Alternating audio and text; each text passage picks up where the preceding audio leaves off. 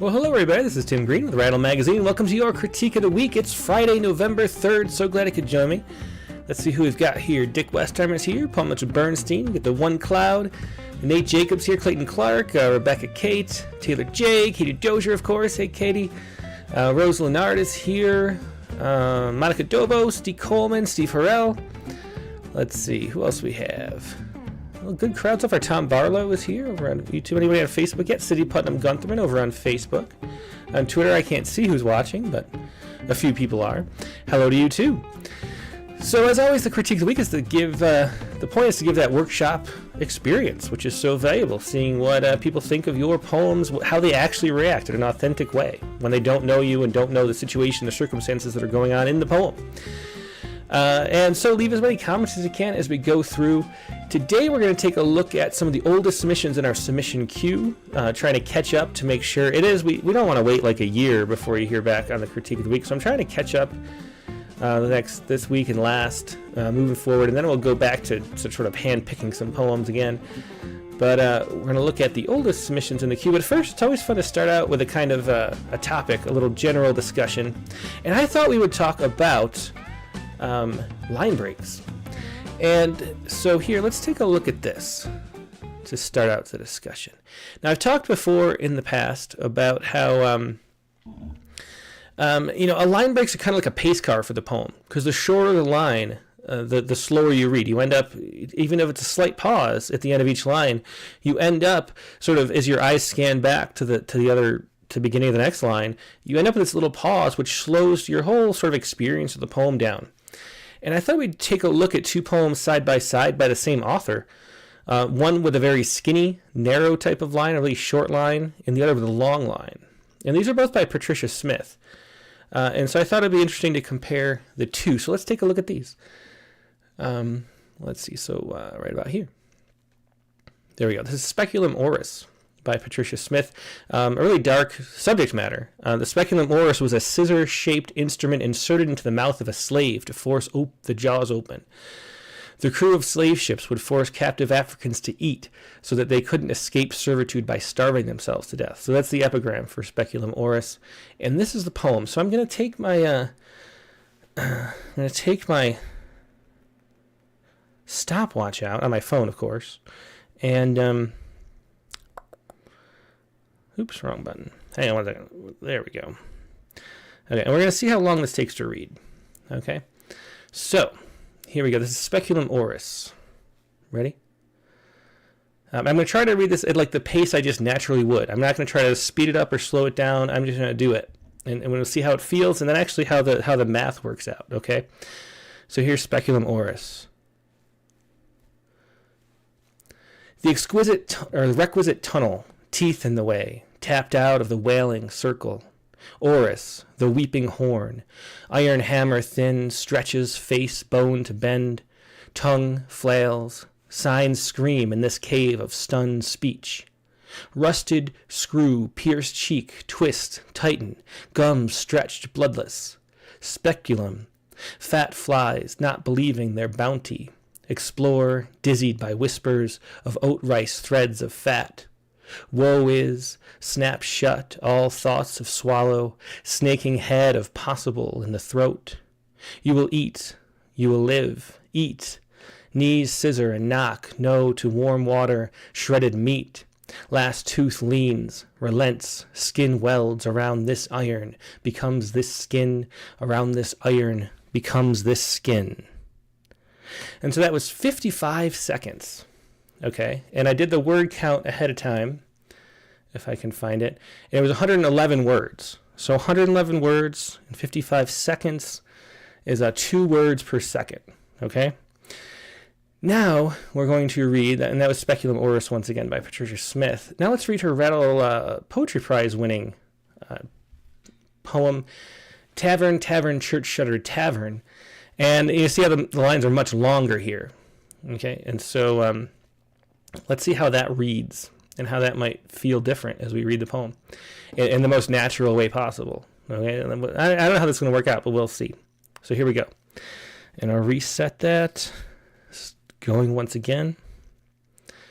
The Then Goldblatt's, with its finger-smeared display windows full of stifled plaid pinafore and hard-tailored serge, each unattainable thread cooing the delayed lusciousness of layaway. Another church then, of course, Jesus pitching a blustery bitch on every other block. Then the butcher shop, with inexplicably the blanched archaic head of a hog propped upright to lure waffling patrons into the steamy innards of yet another storefront, where they drag their feet through sawdust and revel in the come-hither bouquet of blood.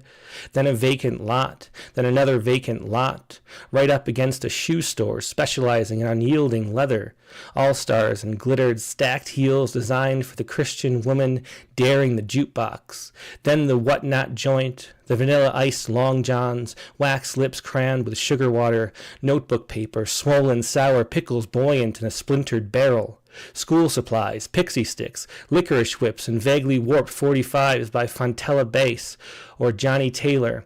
Now, ooh, what's that blue pepper piercing the air with nouns of backwood and cheap delta cuts, neck and gizzard, skin and claw? It's the chicken shack, wobbling on a foundation of board, grease riding relentless on three of its walls, the slick cuisine served up in virgin white cardboard boxes with Tabasco nibbling the seams, scorched wings under soaking slices of Wonder Blind, perched fried limp, spiced like a mistake Mississippi done made. And speaking of, July moans around a perfect perfumed tangle of 8 Baptist gals on the corner of Madison and Warren, fanning themselves with their own impending funerals, fluid-filled ankles like tree trunks sprouting from narrow slingbacks, choking in Sears' best cinnamon-tinged hose, their legs so unlike their arms and faces.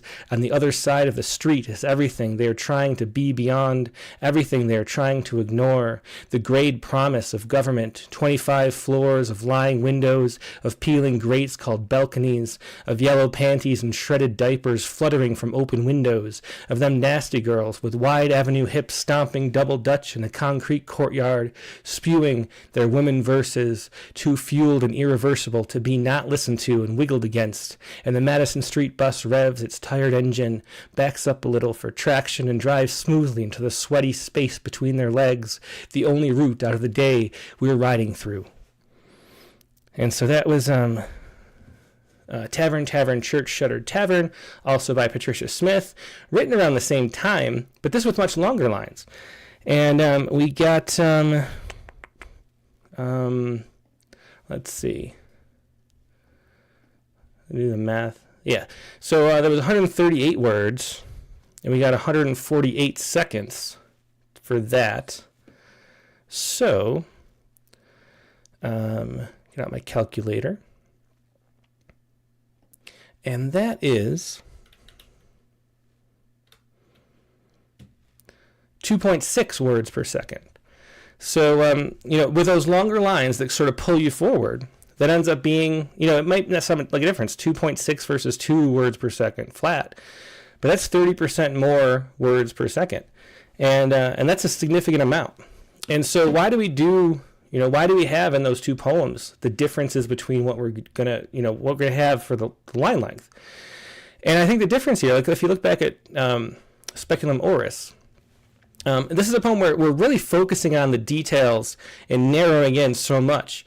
Whereas the other poem, Tavern, Church, Shuttered Tavern, we're building this whole huge world tapestry out of what's going on. And we want to move through it quickly so we can get through all this stuff. And so that's the main difference in how the poems feel. And so that the line breaks represent that on the page. And so that the line breaks are kind of like a pace car moving through. And because you're going more slowly, you're really focusing on each word and seeing each word individually and clearly. Whereas in the other poem, there's so many more words on the page. We're reading it so much more quicker, so everything's flashing by, like this image of we're driving on a bus, seeing all this stuff go by. And that's the kind of thing that you want to think about as far as the line length goes. Notice, too, that Patricia Smith here, she still has a regular sense of roughly how long the lines are, and there's a regular pattern. They're 3-line stanzas. I might let the screen get too small, so that dropped. But they're 3-line stanzas. There's still this sense. We talk about plating poems. Sorry, I messed that up. We talk about plating poems one time, and about how to make the poem feel like it's Hang on. To feel like it's presented in a way that you know what's going on. I messed that up, sorry. Yeah, we want it kind of like that. Okay, so we get a sense of that the poet knows what they're doing, that there's an intentionality to it by having this regular line length. And yet we get these longer lines to pull us more quickly through the poem. Whereas in the other poem, we get this very short thing. So the requisite tunnel, teeth in the way, tapped out of the wailing circle. And each pause makes these images stick out, and the horror that is the speculum oris becomes that much more stark because you're really focusing in on the minute details of that. And so that's something I wanted to show and just experiment with a little bit. Let's see.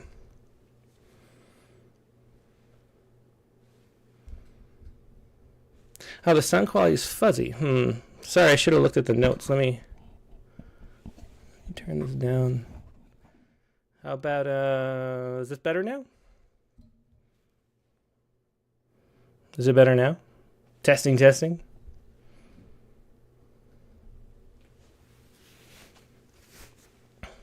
Yeah. Okay. Yeah, I don't know. That was weird. It came out hot when I plugged it in. I don't even know why. But anyway, so this was the way, the way to think about line breaks. The first way is to think about how much speed you want as you move through the poem. Okay. Yeah, sorry about that. A little hot. Yeah. And so main big brain. Okay. Make sure everything's working. Is Facebook still on? Yeah. Okay. Just making sure. Okay. So I thought, with that in mind, and then the line breaks too, the amount of enjambment you use, how much you cut back and forth between the lines. A shorter line and a really strong enjambment where it's sort of a transition every time you move makes you think a lot more about, it makes you focus your attention a lot more. Whereas in the tavern, church, shuttered tavern poem, we have sort of weaker line breaks too that let your mind's eye drift back into the story a little bit more. And so I thought one more thing we would do is take a poem of mine and sort of break it out and see the different ways you could break it out. And so this is a poem of mine that was on the Rattlecast a while ago, or maybe a year ago. I think a year ago almost exactly. It's The Royal Estate. And here we go. So this is how I write some of the time. I'll just sort of sit and write whatever comes to mind. I'll let myself flow through into a paragraph form, not even worrying about line breaks. And then, just let the poem flow and try to let the rhythm pull me through, forward into the poem. And then I'll do the line breaks at the very end. And so this is a poem that I did that with. I reset them. I deleted all the line breaks I had. And let's take a look at what I would do with this poem. And now this is The Royal Estate is a, I can't remember what the prompt was. Maybe somebody does. It was about a year ago. It might have been to write a parable. Was that what it was? I can't remember. But this is Sad Prince Was Sad. So this is The Royal Estate, and we're telling a sort of parable story. So I'll just read it as if it were a prose poem first, and then we'll play a little bit with the breaks and see what we would do and see if that was what I did years ago. I don't remember where the breaks were now. I pulled it out without looking. So here we go. The sad prince was sad that he didn't know sadness. A butler brought his every whim. Fetch me 4 hummingbirds playing the harmonica, he'd said just this morning, and here they were, blurred wings buzzing against the silver lid of the dinner tray. The harmonica propped up on a pair of golden wishbones, everything gleaming. And they were quite the quartet, 2 Annas on the high end, a Rufus and a helmet crest taking bass. They even knew show tunes and seemed pleased with the prince, when the prince could guess them, though the prince only sighed. Next time, bring me something I don't want, he said to the butler, still perched at the door. Didn't I just? The butler replied. Through a window behind them, across a long courtyard at the far end of the great garden, the lonely prince was watching with his telescope, the words lost to the distance. He handed it off to one of his several handmaids, It wasn't yet time for tea. So we have a prose poem, a story type poem here. So my first thought is to have a longer line, because you're trying to get lost in the story. You don't want to be focused. Imagine if let's see what would happen if I did the really short lines, like in Speculum Oris. What if I was like, the sad prince was sad that he didn't know sadness. A butler brought his every whim. So you see, there's sort of a natural feel for that. Fetch me 4 hummingbirds playing the harmonica. I could do that, but feel how the attention to each word there's like too much attention or not enough content, really, because the content, I'm building a story here with this poem, and then with the content, the focus on each line like this, like the was sad, doesn't really do a lot for me. Whereas if I look back at Speculum Oris, we start at the requisite tunnel, teeth in the way, tapped out of the wailing circle. See how much like power and emotional resonance are in those lines? Like, you want the focus to be on those words because it's a really rich, dense, emotionally charged subject matter with really complicated images going on, and words too. And so here in this poem, we don't have that. The sad prince was sad that he didn't know sadness. We're trying to tell a story instead, so this doesn't really work. And so I would pull this back into these kind of lines, and then try a longer line break, like maybe. And the next thought, maybe I want it really long, so maybe here, and let's like start breaking it around this length and see what happens. So we go, the sad prince was sad that he didn't know sadness. So we get the end stopped period right there. A butler brought his every whim. Fetch me 4 hummingbirds playing the harmonica, he'd said, just this morning. And here they were, blurred wings buzzing against the silver lid of the dinner tray. And so this is working all right where the line breaks are falling. It's feeling kind of natural too. But there's a sense to me, and I don't know if you can tell this too, there's a sense to me of a sort of too slowness, a sort of, there's not a lot of energy. It feels like the line breaks here, especially with this first line being a full sentence, feels like it's breaking a little too much. Breaking the poem up a little too much and slowing it down a little too much, and being too sort of, there's not a lot of tension between the lines. So I'm not liking this either. So I'd go back and see what else we can do.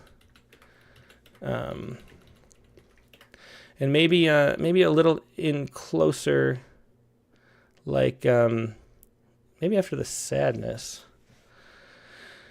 What if we did it there? The sad prince was sad that he didn't know sadness. And then you get the tension of the enjambment there. From the you don't know what's coming, then you scan your eyes back to the next line, and it's a sort of surprise. It plays off with the sad prince being sad, but he didn't know sadness, so it's a little bit of a twist in there, a little surprise. So that kind of works. A butler brought his every whim. Fetch me 4 hummingbirds playing the harmonica. I don't know, but then that line feels kind of long too, and especially it just doesn't look as good. And so I like to do, even though they argue against it, ending on an article, if you look at a lot of James Tate type poems, which are these kind of parable type poems, especially his later poems with the longer lines, you get a lot of these articles ending the line. And what that does is sort of de-emphasize the line more. So even if there's this tension in the sound between the line breaks, there's a sense that the line isn't as important, so you can get lost in the story a little more. And I think that is something that helps sometimes too. So I would try that maybe, and then see how it goes. Harmonica, he'd said just this morning, and there they were, blurred wings buzzing against the silver lid of the dinner tray. The harmonica propped on a pair of golden wishbones, everything gleaming. Or maybe pull down the golden too. Golden wishbones, everything gleaming. Then you get to about this size sentence again, or line again too. They were quite the quartet. 2 Annas. I like the break here. 2 Annas on the high end, a Rufus and a helmet crest, taking bass. So then you get that. So you get the enjambment. You get the feel of it. The enjambment kind of pulls you forward down the poem, and also gives you that little pause at the right spots maybe. And so that feels good to me. And they even knew show tunes and seemed pleased when the prince could guess them, though the prince only sighed. So this seemed like they're working. I mean, it's looking clean and neat as we do that. And it's the combination to me of the tension between using the enjambment and then the and the de-emphasis of the line too are sort of playing off each other in a way that works for the kind of poem that this is. Next time you bring me something I don't want. Next time, bring me something I don't want, he said to the butler, still perched at the door. Didn't I just, the butler replied. Through a window behind them, across a long courtyard, at the far end of the great garden, the lonely prince was watching with his telescope. I don't know, maybe down there. Telescope. The words lost in the distance. He handed it off to one of several handmaids. It wasn't yet time for tea. And so I broke it. So this is the way, let's see. And then you wonder, too, if you want more space. Because this is a sort of a more narrative poem, you don't want, I mean, I don't want, I want people to get lost in the story of it and not really think about the line as much in the stanza. But what if we did like, couplets? What if we read it like this and see how that adds, some white space to the situation? Does that feel better? The royal estate. The sad prince was sad that he didn't know sadness. A butler brought his every whim. Fetch me 4 hummingbirds playing the harmonica, he'd said just this morning. And here they were, blurred wings buzzing against the silver lid of the dinner tray. The harmonica propped on a pair of golden wishbones, everything gleaming. See, to me, I think that slows the poem down a little more, that in that sense of white space, and pulls out of the story, makes you think about the lines more, whereas I want to get lost in the story. So I think a block of text probably works better. Anyway.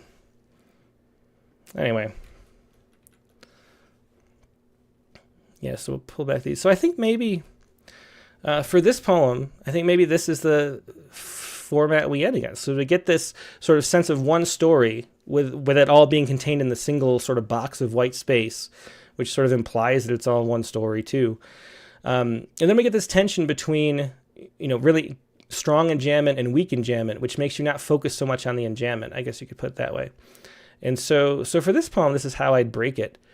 It might be interesting to think about other ways you'd break a poem too, but I don't know, that's how I do it. So I don't know if this was interesting to watch or not. We'll see.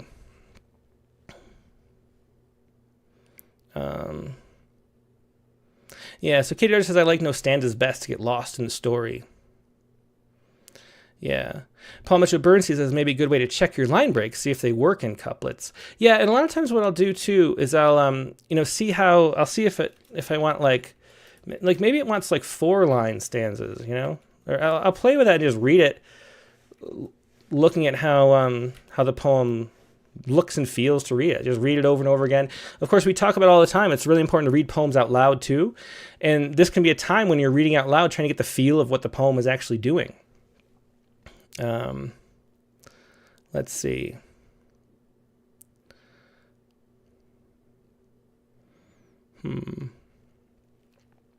So Rosenart says, I remember at one time Tim saying that every line should contain enough interest to hold us. Yeah, that's a good way to put it.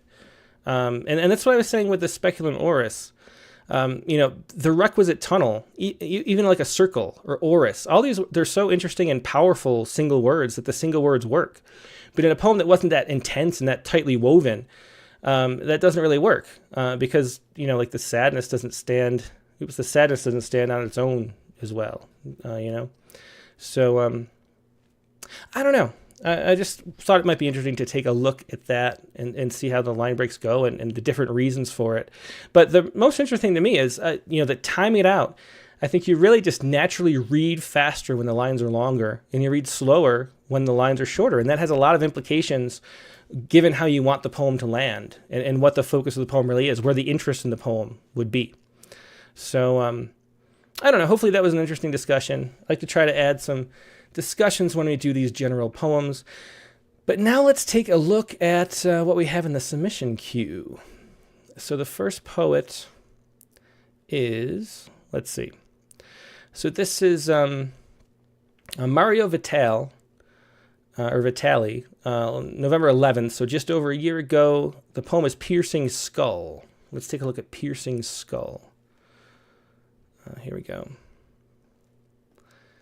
Piercing Skull. And this is pasted into the rattle box here. Let me pull this over. We've got a nice clean palette to look at. Okay, so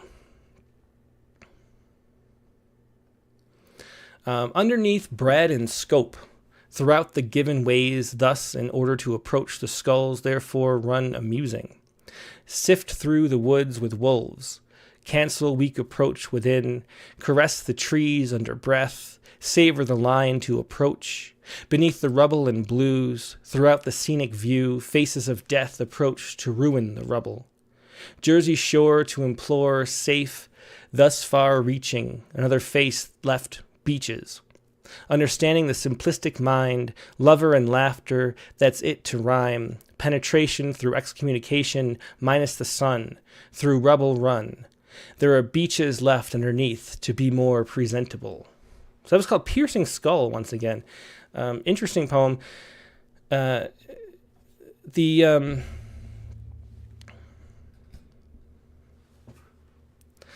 see. So underneath bread and scope, throughout the given ways, thus in order to approach the skulls, therefore run amusing. There's a lot of stiltedness to these lines. And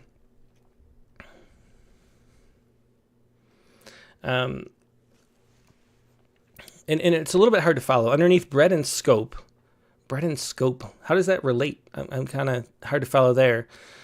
And again, this is called Piercing Skull. Thus, in order to approach the skulls, therefore run amusing. The skulls run amusing. I don't know. I'm having trouble following the details of the poem. Sift through the woods with wolves, cancel weak approach within, caress the trees under breath, savor the line to approach. So in this poem, this is one of those ones where it's hard to follow just the basic, general who, what, where, when is going on. Yeah, Deb T says I don't understand this one. And that's the thing. You have to be able to connect with some level of the poem. There's so many different ways you can connect to a poem by understanding who the speaker is, having a real clear idea of that in your head, about knowing the place really clearly, like who or where are we situated within. We're building sort of this landscape. Where are we sitting as we watch this happen? Even if I don't know who's talking, if I can look around and see where I am, I feel I feel I can connect to something. Or if we know the subject matter, if the poem were titled instead of Piercing Skull, something that told us what the metaphor was or what we knew it was about, or set the stage somehow. So those kind of things. Or if we can see one detail really clearly, and you can zoom out around that and have a lot of ambiguity around the one detail. But we don't really have anything that is presented in a clear way that we know where it is or what's going on. And so I feel that I think that's that feeling to me where the poem is sort of detached and I'm lost. Like I don't have a tether on the poem. Yeah, Realistic Leonard says that too. Tambarella says it seems a bit contrived for the internal rhymes and slant rhymes. Yeah, I think it feels like that's driving it. But I don't know, what to connect. So I think we need to sit back and tell the story and write like you talk a little bit more so we know what's going on. It's the underneath bread and scope, throughout the given ways, thus in order to approach, the skulls therefore run amusing. And they're so the thus and the therefore, I don't, like they seem thrown in, and I'm not really sure why. Sift through the woods with wolves, cancel weak approach within. Like within who? Within what? Caress the trees underneath or under breath, savor the line to approach. Like to approach what? So there's all these things that aren't connecting. There's nothing connected to it. It's like these things floating around in space that aren't connected. And so it's hard to make meaning of that. Like the connections, we can imagine of like a constellation connecting the stars or something. There's like a pattern there, and we can see ways they connect. These are sort of just floating. I'm not sure knowing how to do that. Beneath the rubble and blues, throughout the scenic view, faces of death approach to ruin the rubble. But like what rubble? Like if I had a sense of like the setting and I could see the rubble standing there, then ruining the rubble would make sense. But I don't know where it is. Now we're here, Jersey Shore, to implore, safe thus far reaching. So we get the Jersey Shore, which is not the scene I was thinking of at all. I was thinking of like woods. Yeah. Safe thus far reaching. Another face left beaches, understanding the simplistic mind.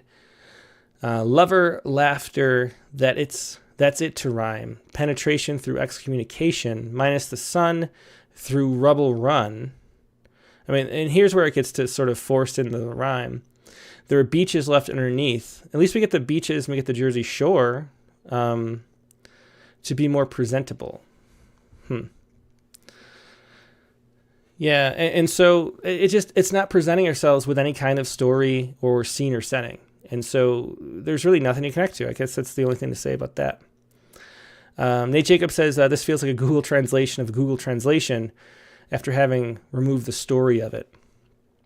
And so the thing that to point out is that, we're hungry for story. We want to hear like true stories of your life as you're telling us, like it's interesting to know what your thoughts are about the Jersey Shore and what this rubble means. Like there's something beneath it that we want to know, but we don't actually get the story. And so, being more clear and telling us the story is what really we're hungry for as a reader. We want to hear what you have to say. And so don't hide it behind obscurity and abstraction and things being sort of disassociated. Like, tell us what's happening. Start out with the Jersey Shore. Paint a scene of that Jersey Shore. And then talk about what the rubble is. I mean, maybe the Jersey Shore, is this like a hurricane aftermath of a party or something? I'm not sure what, but start with the Jersey Shore and this beach, and then paint that scene, and then move into what it means metaphorically after you have something that we can grab on and see, I think. Okay, let's move on to the next one. And next up we have,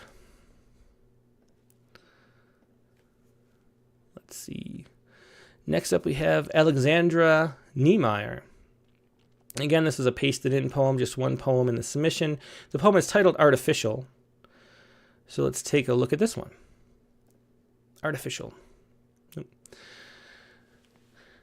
When the day begins, the lights go out till night. The sky floods with brightness, and the sun angles a glare at the television set, and the lights blink off. The blinds are closed in places and opened again. In others, as people begin their day, they ride down the elevator, and they don't walk. They are too tired to make food, and so they open the freezer and get the frozen waffles and get a plate. They throw the food on the stove in a pan, and they leave to get ready, and when they come to get the food, it's still frozen, and they forget to turn the stove on, and they have to go to work now. They are hungry, and they go to the car, and they drive to a coffee shop, and they get a sandwich. And when they get to work, they leave their food in the car, and when they get inside, their boss is angry and yelling. They remember that they get paid today, so they finish the day and go to the car. They are happy, but they get in the car, and it smells bad, and they remember the food, and they look for it. And they can't find it, so they have to use their money to get someone to find it. And they are mad again, and so they go home and sleep and wake up the next day to do it again. So this is interesting. I really like the repetition of the day in this poem, and then that sort of a litany of what they are doing, and the abstraction when it feels personal at the same time, I think works really well. So I like that aspect of it a lot too. Tom Barlow says I'd suggest trying this in the first person to reduce the distancing. I kind of like the distancing. Let's see. So again, this poem is called Artificial, and maybe the title, the title's up in the field, so you can't really see it, but it's Artificial. I think the title could be better than Artificial, something more interesting. But when the day begins, the lights go out till night. The sky floods with brightness, and the sun angles at a glare at the television set, and the lights blink off.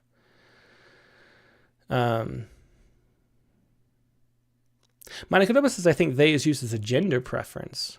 Now that's interesting too. It could be. Yeah.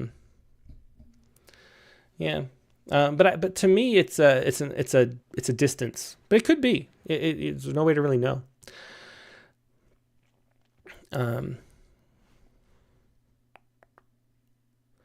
Yeah. And Katie says, and then all the telling instead of showing is the other main problem for me with this one. Paul Mitchell Bernstein says, the dead do not walk, which is true. Let's see. When the day begins, the lights go out till night. The sky floods with brightness, and the sun angles a glare at the television set, and the lights blink off. I think this does a good job of painting the scene of morning rising. I think I'm engaged in the poem. The blinds are closed in places and opened again, in others as people begin their day. They ride down the elevator. See, I think it's the people. I don't think it's a gender preference. I think it's just an abstraction, a generalizing about people in general. Yeah.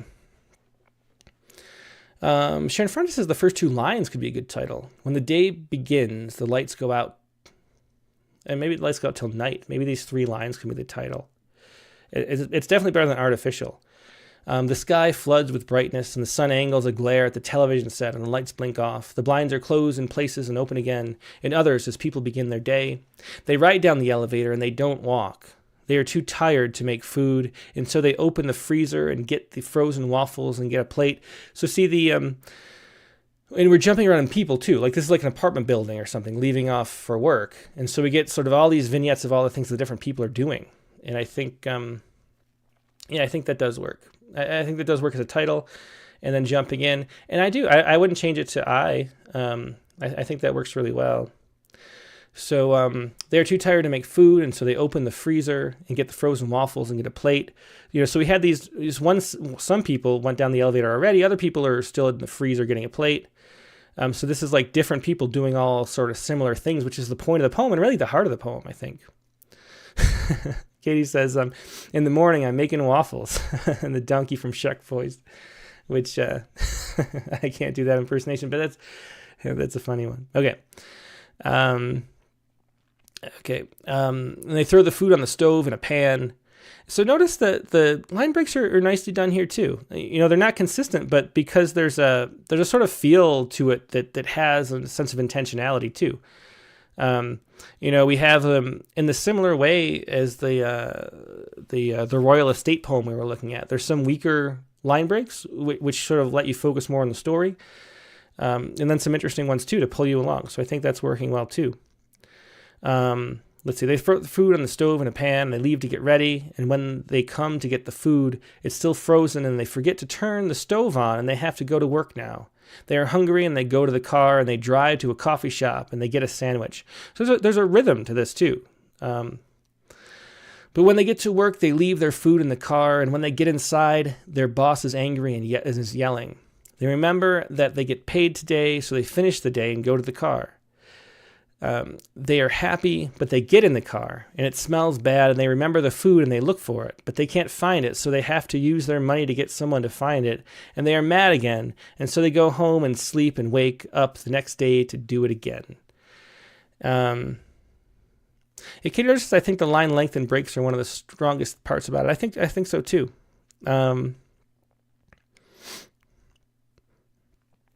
Winston Munn says, instead of the they all the time, how about adding some to this? And I think that's a case of a poetic use of that. That I think the consistency of it makes the poem more interesting than it would be otherwise. I think there's two things, as Katie mentioned. The way that the rhythm flows through the line breaks works really well. And also I think that use of the they, the strangeness of it, makes you think and sort of is stimulating a little bit more than if you just had a regular straightforward telling of the story, which wouldn't work as well.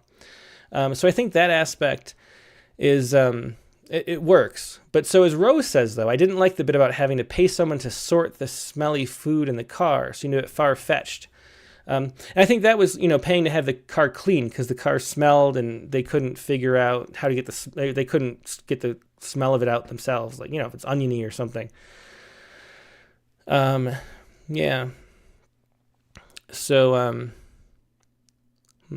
but so to me that it did get a little tedious in two sections, I think. The boss is angry and yelling. They remember that they get paid today, so they finish the day and go to the car. And go to the car is one of those lines. It's a little too, not really much is going on. And I'm starting to get a little tired. I think it went on a little too long at this section. So I'd pull this section up. And then, of course, we need a apostrophe there. But they can't find it, so they have to use their money to get someone to find it. And that's like one of those, they're using, the writer is using a sort of feigned ignorance to make it a more interesting way to say that they're having the car cleaned. And I don't mind that like others did. I think I would maybe end the poem here, because up the next day to do it again is sort of almost like what you would expect. It's like the poem building up to that part. Mary Keating says maybe the poem should be called Never Satisfied. Yeah, I think that could work too. Nate Jacob says this reads like someone having a breakdown in their therapist chair, explaining why they have a rough time coping. Let me just get it all out, then we can work out the meaning. I want meaning. Okay, so, yeah. I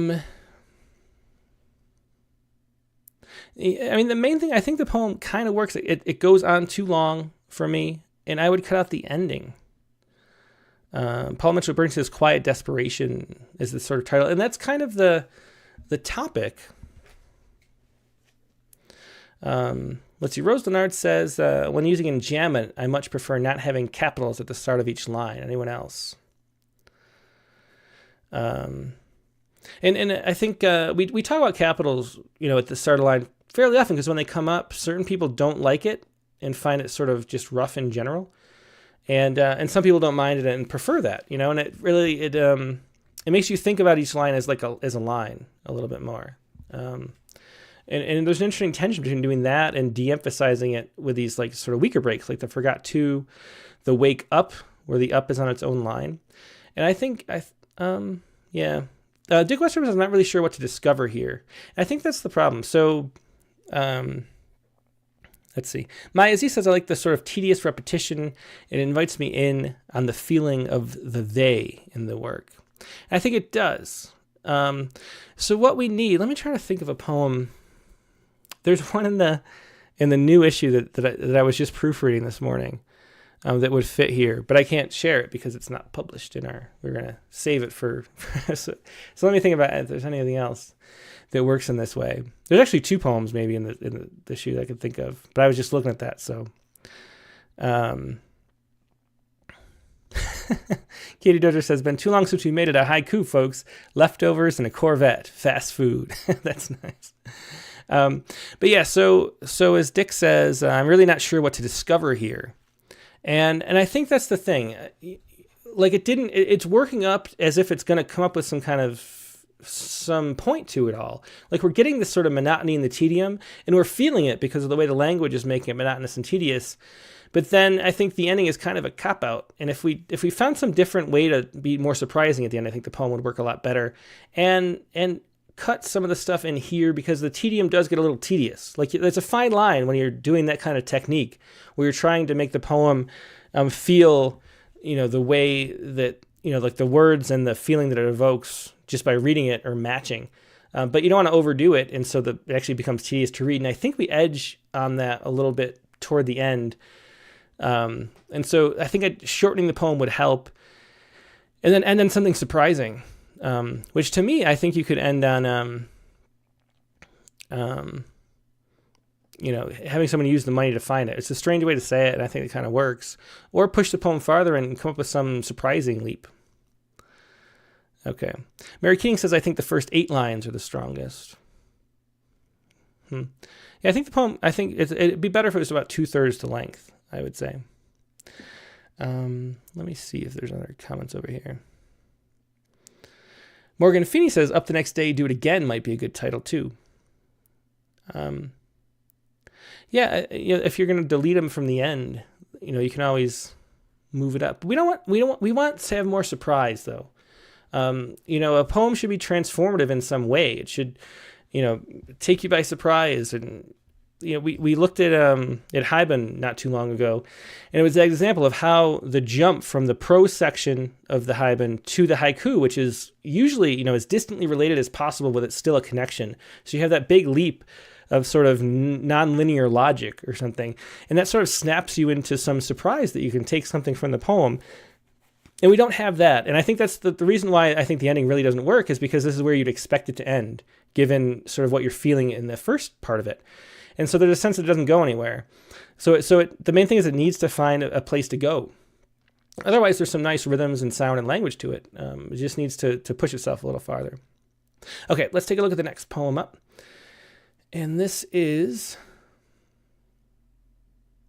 America, and it's spelled, well, I have to show you. And this is by Willie Jasper Jr., and this is November 19th, so at least we're pushing on a little less than a week. So this is what we've got here. And again, the poem is called here. I'll show you. This is the title, America, spelled like this. And here's the poem. And here we see we have it pasted into the box without line breaks for a sense of consistency to that. There's no plating of the poem. And so as an editor, I see this from a distance and think, we'll see what it is. So here it is, America. Mass shootings at the mall, on the job, on campus, two this week. Like we know terrorists. We are just a child, never paid the rent, no stress, never had to feed a child. Some even live in good neighborhoods. So why are teachers teaching dodgeball, dodge bullet, hood 101? What's the problem with America? ISIS is not being addressed because its employees are children, American children, and their boss lives in Iraq. When will we stop terrorism? We made this. And so this poem, it's sort of unleashing an opinion, maybe, about mass shootings. And where's the discovery? Like we're writing. When we're writing something, we're writing to try to make something new and make some new understanding and see the world in a different way. And then by us seeing the world in a different way, helping other people who are going to read the poem see the world in a different way, either through, feeling more empathy for the speaker or for, looking at something from a different perspective that we never thought of, finding some sort of intuitive leap that we weren't aware of, some connection, some metaphor, some just way to make the world more articulate. I mean, that's what a poem is really doing. And this poem, I'm not sure, it's complaining about the gun situation, which I think everybody can relate to. Mass shootings at the mall, on the job, on campus. I think that's the run-on sentence here is a nice way to start. The on the job, at the mall, on the job, on the campus, without any punctuation. I think there's a nice way that pushes you forward and feels interesting. Mass shootings at the mall, on the job, on the campus, two this week. Like we know terrorists. We are just a child, never paid the rent, no stress, never had to feed a child. Like we know, I don't understand. It's hard to follow the syntax of this sentence. Some even live in good neighborhoods. So why are teachers teaching dodgeball, dodge bullet? So this dodgeball, dodge bullet is an interesting concept. A whole poem could sort of blossom out of that with that comparison between dodgeball and dodging bullets. And the similarity of the way too that they sound and look on the page, but that's not really expanded upon. That just sort of sits here. And maybe that was the interesting thing that could become a poem at some point. Hood 101. What's the problem with America? ISIS is not being addressed. America ISIS. I think it means American ISIS is not being addressed because its employees are children, American children. Its employees are children. And their boss lives in Iraq. When will we stop terrorism? We made this. And so it ends with a sort of a political imploring. And I think that there's some interesting stuff. I think this is interesting. And I think the rest is just more a political opinion than a poem. And, and the title, America, I'm not sure why it's spelled this way. A lot of times we have... America spelled with a K. I think we've published a poem. I know we published a Sam Hamill poem as a sort of, an opinion on America in the way it's spelled, and that's what it is too. I'm not sure if there's referencing anything there, and maybe that's the way that America kind of thing's written out that way. But anyway, I think a little too much politics and not enough exploration. Like knowing where you're going with the poem ahead of time, that you want to write a poem that's sort of upset about gun violence. Look for what you can discover in that feeling. Like interrogate and analyze that feeling and figure out what connections we can make that we aren't aware of yet. That's what a poem should be doing. So this poem should be push it farther. Okay, let's look at the next one. And this is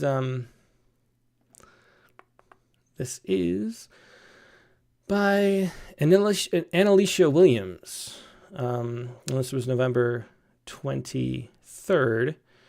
The poem is, again, the title is up in the notes. It's Mind of the Human Race. So let's see what this is. Mind of the Human Race. Mind of the human race, the human race, humans. We say we are evolving, we are moving forward, we are getting better, we are the future. Well, if that's the future, I don't want it. We kill each other with loaded chambers and then say we are evolving. We still have to protest Black Lives Matter. Then you question if our lives matter. Should that even be a question? Should we question if each other is equal? If we are not all human? They tear us down for centuries only for our voice to not be evolved, to be illuminated, to be heard. We were once looking down as monkeys. Monkeys, why? Does my skin color make you feel inferior? Or does it make you feel less than? Why are you all afraid of something different or afraid to evolve? We are all humans. The mind of a human is peculiar. The mind of a human race, not so much. I like those last lines. I think peculiar. No R in there, but the mind of a human is peculiar. The mind of a human race, not so much. That generality. There's a nice statement there that's a little surprising, and you can see how this wasn't where the poem is sort of searching as it goes through, and then it finds this bit of insight that it wasn't aware of, and you can see how the poem moves in pursuit of some kind of truth and understanding and new knowledge. So this one works better as a poem, as an artifact, than the last one that has a similar, political leanings. Yeah.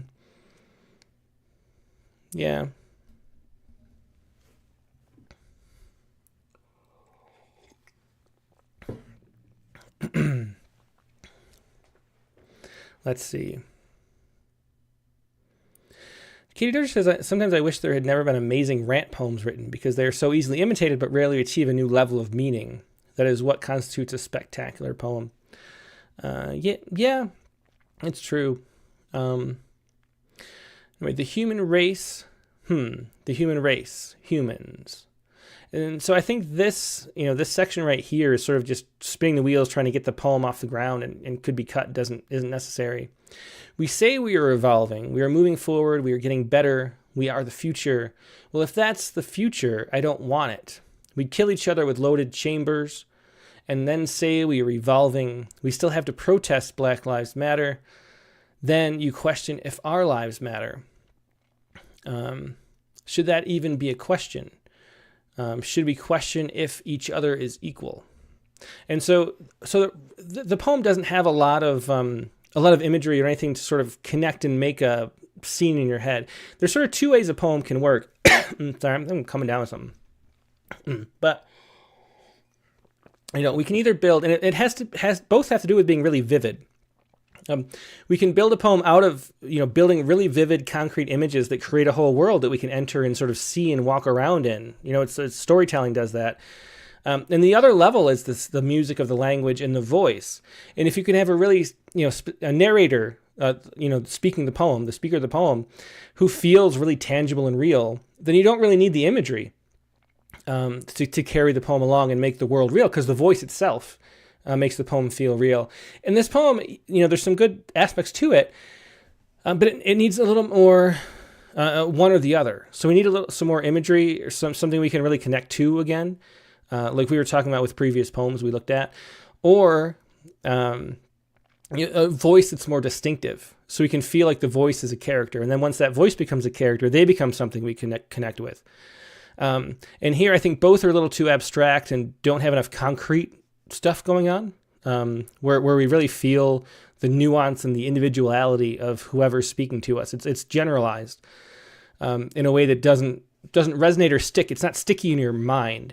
But a voice can be really sticky in your mind, or an image, a scene, or a metaphor, something you can see can be sticky in your mind.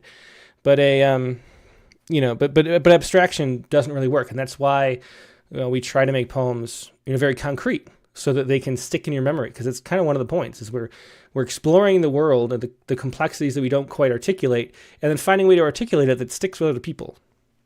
And so here, I would suggest, adding some either nuance and sort of individuality to the voice, or surprising, interesting imagery. I think it needs one or the other and doesn't have either, so there's nothing to carry the poem across. Sharon Francis does have potential, it just needs a voice. Yeah, and Clayton Clark, very little images in the last two. Okay, yeah, so that's the case for these two poems. It's an interesting, important, valid opinion, but having a way to lodge itself in your memory is what's lacking, and it just needs some more, peculiarities, to put it one way, as it does at the end. The mind of a human is peculiar. And it also needs spell checking, as Rose says. Okay, let's move on to another poem. And next we will have,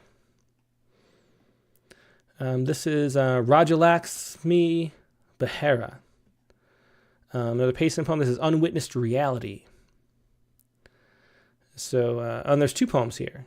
There's, I guess the overall submission is called Unwitnessed Reality, but that's not the title of the poem. The title of the poem is Thoughts Wizard. So let's take a look at this one.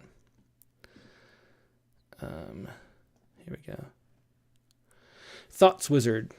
Every time my thoughts surpass my mind and levitate in the sky with clouds and birds, I lift up my pen and the diary that I own, to let those thoughts get molded into words. And then they flow, oh dear thoughts of mine, through a magical path from the mind to the page, as if they've teleported in a fraction of time, as if they've been waiting to be conveyed for ages. And then those thoughts carve themselves, the nib of my pen is just a medium to write. And I guess they won't discriminate between any means. A piece of twig to write on the sandbanks will be fine. They don't need no source. They're never ever floating thoughts. I wish I could gather and assemble them in a line. But look how swift of a change they're able to undergo, how quickly their thoughts change in due course of time. And now when I write so about the thoughts so briefly, my thoughts would be intertwined in a loop. I'm writing, I'm thinking about the thoughts under my possession. Also, this is all happening when I'm thinking of the thoughts that I'm engulfed in.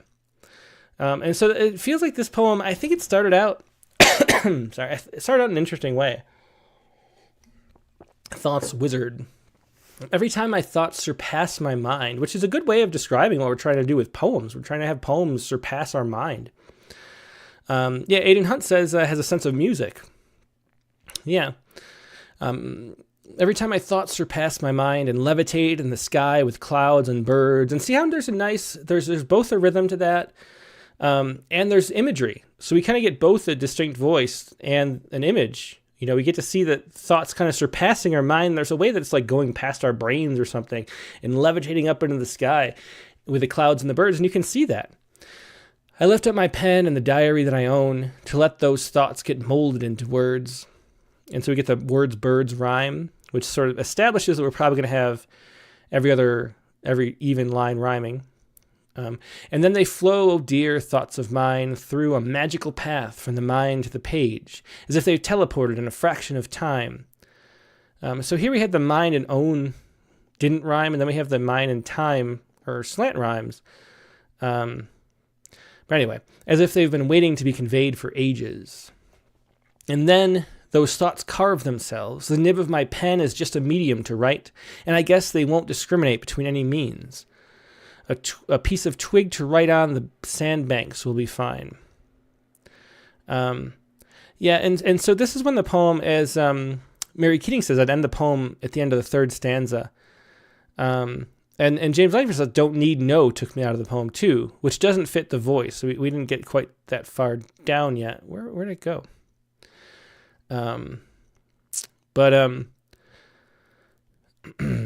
Sharon Francis says, I love wizard in a poem. Yeah. Wizard's a nice word. There's a nice sound to it. Like that. I don't know what it was. Somebody was like there's something about how the cellar door is the most beautiful phrase as far as the sounds go. But a wizard is a nice word too. I like saying wizard. As Aidan Hunt says, a little inconsistent technique, and it's true. I mean, that's what sort of happens. The poem starts out pretty well. It has some imagery, it has a voice, and then it starts to break down. Like we start to spin our wheels and not really know where we're going, or it feels like the writer doesn't know where we're going, and it loses the voice too at the same time. Tom Barlow said, like the word pontoon a lot. Yeah, pontoon is nice too. And then those thoughts carve themselves. The nib of my pen is just a medium to write, and I guess they won't discriminate between any means. A piece of twig to write on the sandbanks will be fine. They don't need no... Oh, there's the need no. They don't need no source. And so why would it be they don't need no source? They don't need a source. Works just as well and fits the voice of the speaker better. They're ever floating thoughts. I wish I could gather... And so we're sort of just repeating the same thing. Like we don't know where we wanted to go with the poem.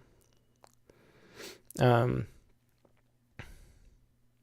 as Paul Mitchell Bernstein says, the don't need no, either take it out or adjust the rest of the language to be more lowbrow. And it's true. I mean, there's different registers. It's totally fine to write in whatever one you want. There's music in every register. It's just about consistency. And if it's one person speaking, you want to build up this illusion that one person is speaking this poem that's entering your body and you're sort of becoming them. And you want that to be a consistent voice so you can actually be absorbed. It's almost like breaking the third wall in a movie or a play or something. When the voice changes, the register like that. So, we thought we knew who was talking, and all of a sudden we have to conjure a different voice in our head because the register dropped, and without any reason. I mean, it could with a reason. Yeah. Aidan Hunt says, some good device used, just doesn't hold together. Decent draft, though. Yeah, I would say so. I think this is the start, and then it just kind of went off the rails here. It needs to find a place to go. It needs to take a turn. It's Thoughts Wizard. Like what happens to the thoughts when they get up to the clouds? That kind of thing. Like what can we take this sort of premise that we threw out, and where can we go in a surprising way with it? Sort of mining our own subconscious for surprise. And once these thoughts go up with the clouds and the birds, what do the birds do with the thoughts? Do they fly through them? Do they peck at them? Do they feel a chill as they fly through your thoughts in the air? You could go in a lot of directions with that, maybe. But instead, as Rose Leonard says, quite a few stanzas saying much the same thing. It feels like there needs to be more development. Exactly. So that's the thing. It's a good start, but develop the poem more. Let's take a look at the other one really quickly. Blurred realism. Blurred realism. As the night grows darker with every passing minute, and the sun retires to the depth beyond the horizon, slowly and steadily the world grows tired, falling to a temporary yet deep slumber. As the night grows fonder of the moon and stars, a blanket of timid fear is felt, then steps the dream into the forsaken land of sleep that lifts the spirit to a different realm of thought. How involuntary yet involved, these dreams seem true, sometimes running through imagination, often falling in a slough. Some sweet dreams often wish to be sequenced, some nightmares scare the soul after getting up from the temporary unconscious. It's realized, it was a dream after all. It's a lie, a vision of a temporary reality. But doesn't it seem so true than what it actually is? The world you see with slumber, shut eyes, doesn't it feel surreal to see the things that never exist? So again, I think this poem, similar to the last poem, it feels, it feels a little, like it started out well, but then it sort of lost sense of where it was going. So I think one of the things, the reason why we asked for two poems is so we can see a sense of what's going on. If there's a pattern to what you're writing as a poet, and both these poems had the same sort of feel where they started out somewhere and then it sort of lingered too long on the topic without going somewhere else. And so the main thing from these two poems is to, like, once you establish something well, find some other door to go down, like go somewhere else. Like imagine the poem is a house, and at the beginning you describe some room and there's like a door here and there's a door here, like pick one and go to a different room so you can see something new. And I think that's the thing that's missing in these poems is there's no sense of development, like Rose Leonard said. And so where can we go? Like once the night goes tired and the sun, is retiring to its slumber, as the night grows fonder of the moon and the stars. I like that phrase too, as the night grows fonder of the moon and the stars. There's a nice sound to it. And there's also, it's an interesting way to put it. A blanket of timid fear is felt. Then and then steps the dream into the forsaken land of sleep. So instead of like describing this sleep in an abstract way, let's like show what's really going on in the dream, and then we get to feel it instead of be told how to interpret the thing that we haven't really seen. So take a move, I would say, into the dream right here, and let us sort of slowly realize that we're in a dream, and maybe that's the direction to go. But both these poems need to turn somewhere, because they sort of start out well, but then they spin around in circles instead of moving on.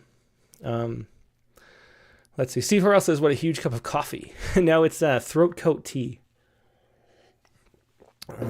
Speaking of which, I have a.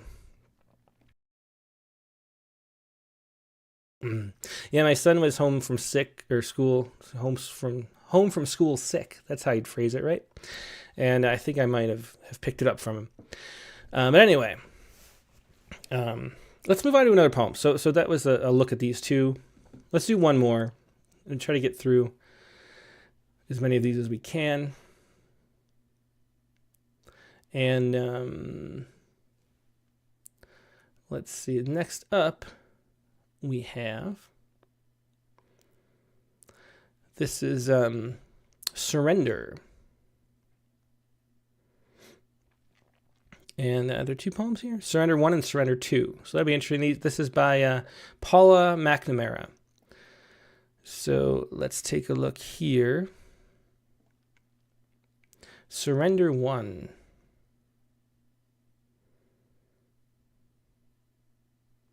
Aiden Hunt says each stanza should be a turn, but maybe that's just me. D. Coleman says, did Tim just say roadkill tea? No, it's throat coat tea. It's that when you're sick, the herbal tea that it's got some like herbal stuff that helps your throat. I don't know, I'm just a little scratchy with just a little cough, but yeah, there you go. Roadkill tea. That would be something else.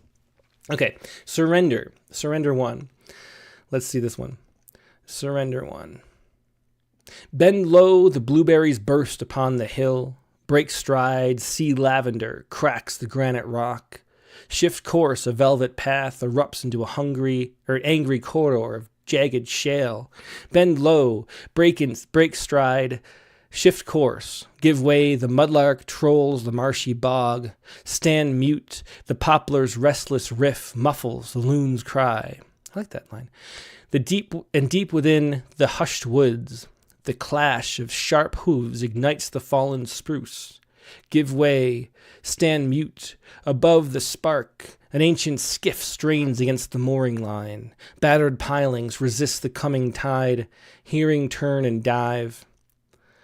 A drowsy seal, lolling on the barrier ledge, is rousted by the churning froth. Desiccated rock, lapped by shimmering wave, turns to polished ebony. Then slips beneath the surging swell of a brimmed bay, floods the wetland swale. Succumbed with soft eyes and mare's tails, swept across the azure sky, give ground, fog sneaks past the patterned fur, cry quits, a wisp of white smoke curls upward toward the backlit cloud. A fiery sunball sinks into the rounded hills, magenta afterglow yields as before a canopy of winking stars, dim dusk defers to the moon's rise. Gentle rain begins to fall, tears down the inflamed desire, stifling the impassioned plea, snuffing the destructive intent.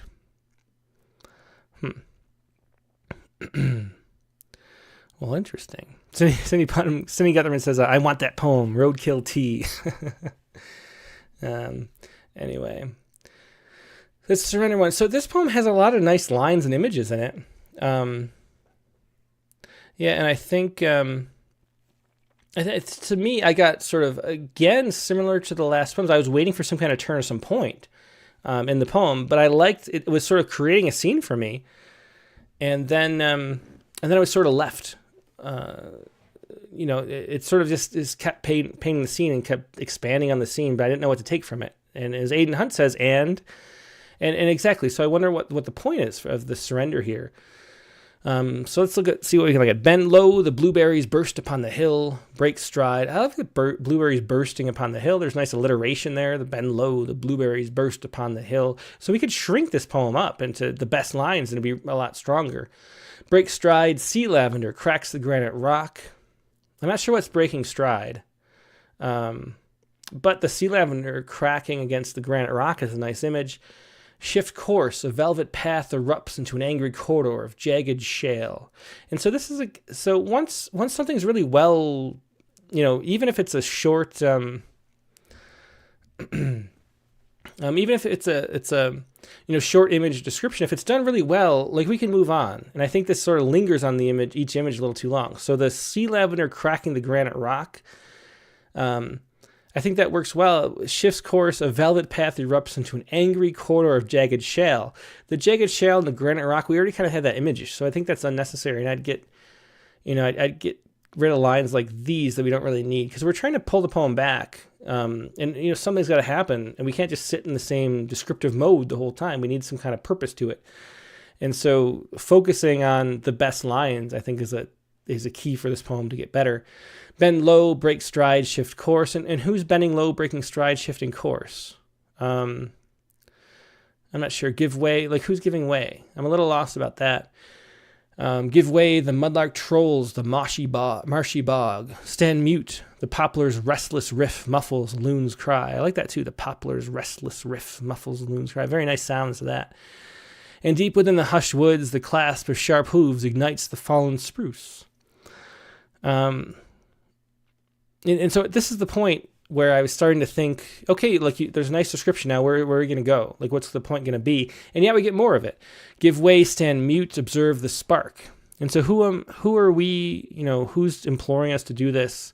It's a little ungrounded. We get this scene, but we don't get any characters moving around in it. Aidan Hunt says, I did like the imagery, describe in a way that moves the narrative. Yeah.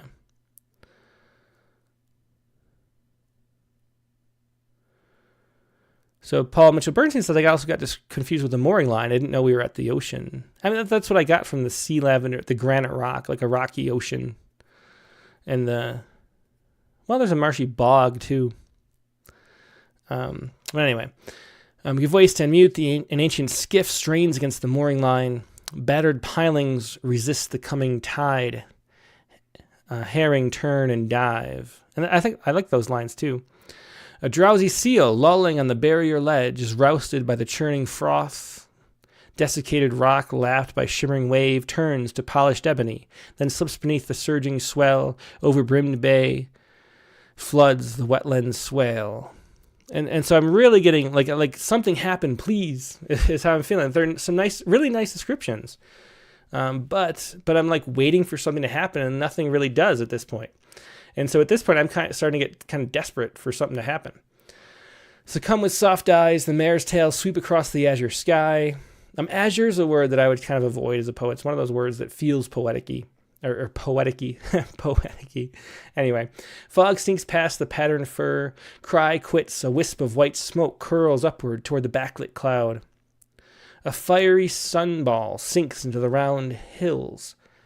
A magenta afterglow yields before a canopy of winking stars. Dim dust defers to the moon's rise. Gentle rain begins to fall, tears down the inflamed desire. So who has a desire?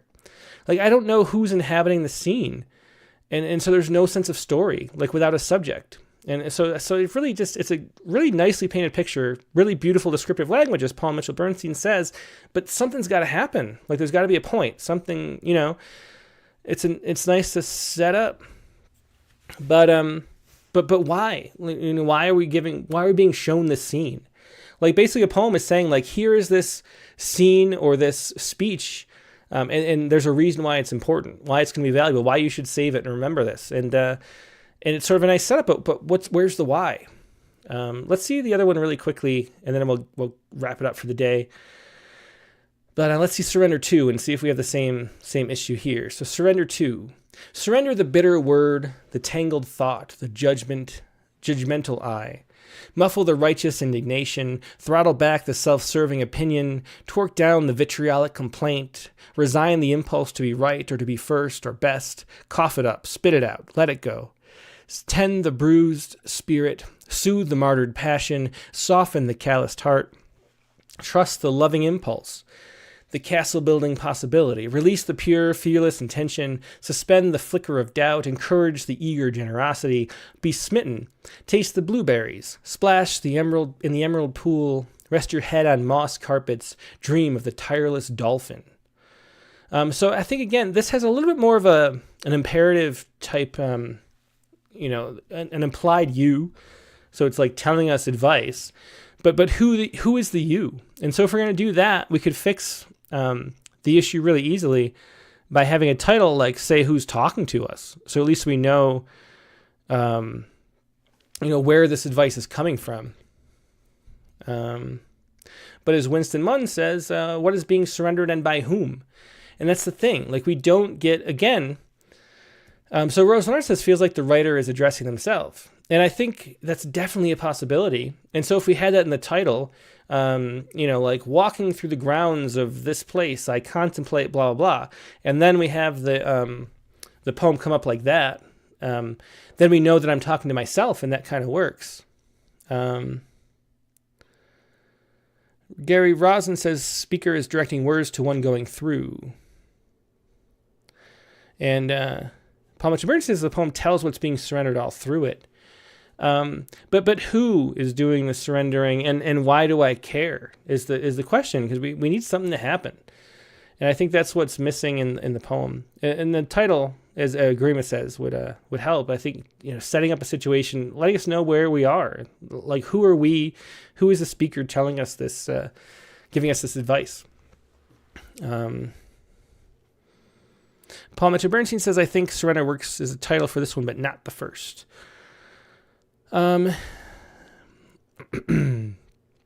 kind of, with Surrender the Bitter Word being the start, it kind of does, but we're still, even though it works as a title, we're still missing that aspect of, like, that we need to be connected with. And so, just who what is the subject of this thing we're getting? Let's see.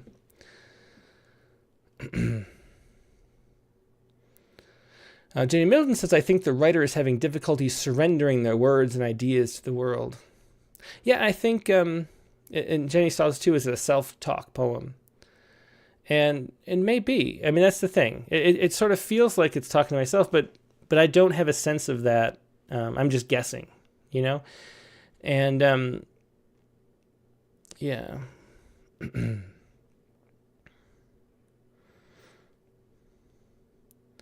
Let's see. Okay. Well, I think that's going to wrap it up for tonight. That's Surrender 1 and 2. And I just want something to happen in these poems. There's some really nice imagery. I think you can pull up, I'm not sure why this is poetry by photography by Jack McConnell. I'm not sure. I don't see any photos. Do we have photos?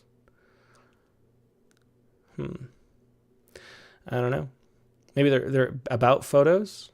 Describing. So that's so I didn't notice this photography by Jack McConnell. So I'm going to assume that maybe what we're looking at are ekphrastic poems of photography by Jack McConnell. And in assuming that, I think we can talk about too what's missing in the poem. Because imagine an ekphrastic challenge image, like a piece of art that we're writing a poem about. It's a really great technique to start describing. To start describing the piece of art. And, but then you have to do something with that description. Like, it's not enough to describe it. You have to make some kind of sense of movement. Something has to happen based on the description. So even though it's a good way to get the poem flowing by just saying, like, the woman's hands are resting on the counter and blah, blah, blah, and just describing what you see. And then you can start to feel what might be going on and tell a bigger story and find sort of the source of the intrigue that draws you to the painting or whatever it is. And that's kind of what it's missing, is that sense of, like, why do I care about this image? And so really what to mine is the why am I compelled to write about this image? So think of it that way and sort of push the poem in that direction somehow. Okay, I think it's going to wrap it up for today. Hope this was helpful. Next week, we're going to go back to sort of curating, and we have some submissions by some of the people who are watching regularly. So that's going to be nice. I think we'll start doing that next week. I can't remember who, but I remember looking at the list. There were some names that were very familiar. So we'll start looking at those poems. We've wrapped up. We're sort of caught up into to December now. So we're a little better, only 11 months behind on the oldest ones. We'll find some interesting ones for next week. That is the Critique of the Week. Thanks, everybody, for joining me. Sorry for the hot mic at the beginning. I thought I'd fixed it, but I don't know why. It came out really hot just when I turned it on, even though nothing was adjusted. But anyway, sorry about that. Let's see. This week on the Rattlecast, what are we going to do? We have, here we go. This week's guest is going to be Jamaica Baldwin in her beautiful new book, Bone Language. Jamaica is one of those poets. I always talk about how the Pacifica writing program is like the best. She's one of those great poets out of Pacific, that low-res MFA. I know that. And Bone Language is a great, beautiful book, like a beautiful cover too. And the prompt for this week was to write a poem that features a shadow. So that's going to be your prompt for the prompt lines. Write a poem that features a shadow. Jamaica Baldwin is the guest. Rattlecast 218, the regular time, Monday, November 6th, 8 p.m. Eastern, 5 p.m. Pacific. Hope to see you then. Hope you have a great weekend in the meantime, and I'll talk to you later. Goodbye.